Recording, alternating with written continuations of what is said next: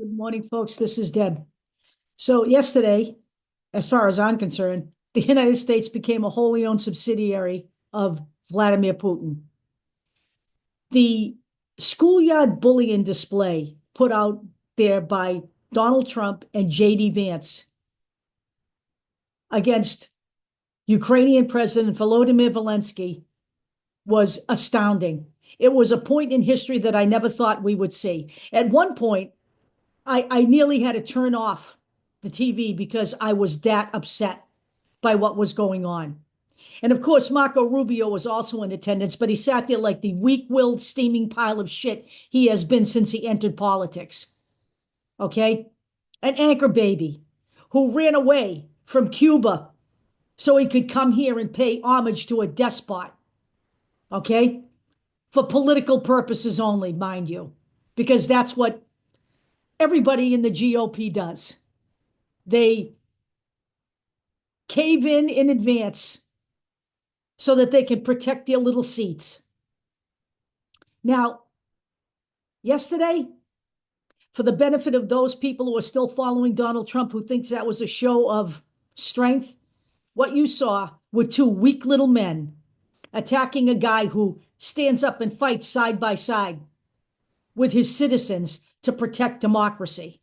But none of this should be a shocker to anybody because, quite frankly, for the people who don't pay attention to foreign policy, and there are an awful lot of Americans who don't pay attention to foreign policy, this is just a microcosm of the way Donald Trump has disdain for democracy right here in our own country. It shouldn't be a surprise that a man who is strafing the nation and screwing over his citizens doesn't have any respect for democracy outside of the United States either. This is a guy who literally lies every time he opens his mouth. Okay? He lied when he said that the Ukraine started this war. Everyone knows who started this war. Russia invaded Ukraine. Okay? He also lied when he said he didn't remember saying that. He lies for a living. And J.D. Vance, he lied yesterday. He lied when he outwardly said that Zelenskyy didn't show the United States any respect because he didn't thank the United States. He thanked the United States when Joe Biden was in office.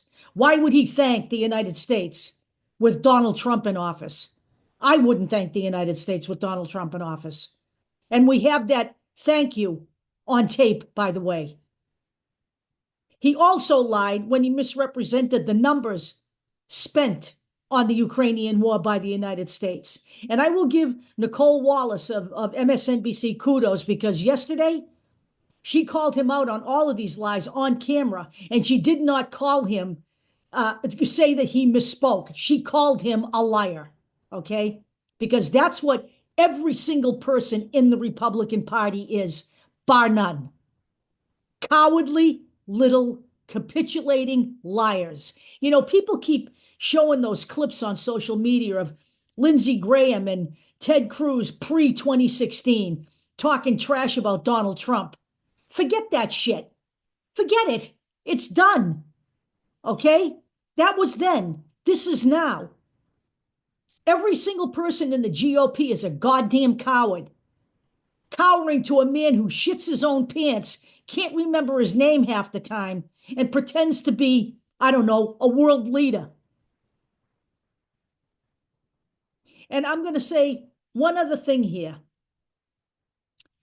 Last night, Zelenskyy defended himself because, as you know, he was literally thrown out of the White House because he was disrespectful. You got to be shitting me. He wasn't disrespectful. He stood up for his nation and his people against a tyrant and a despot and a liar, because that's exactly what Donald Trump is.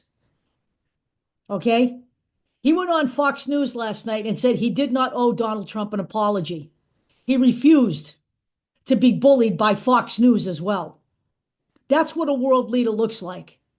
That's what strength looks like. Donald Trump and J.D. Vance, that's not strength. That's not strength. That's, bending over for Vladimir Putin. That's what that is. Plain and simple. because that's where they're putting all their eggs, in that basket. History will not judge this nation well.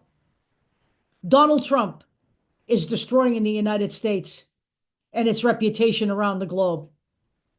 Donald Trump makes a mockery of democracy, not just abroad, but right here in his own country.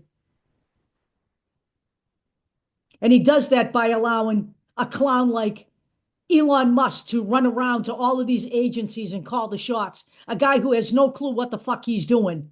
But that's okay, because you know what? Neither does Donald Trump. The Oval Office is his playground, and he is the chief playground bully. In the YouTube version of this video, I will give you all the backup you need if you didn't pay attention yesterday. But I suggest to you that paying attention to foreign policy is another important part of fighting our way out of this thing. I will talk to you all later.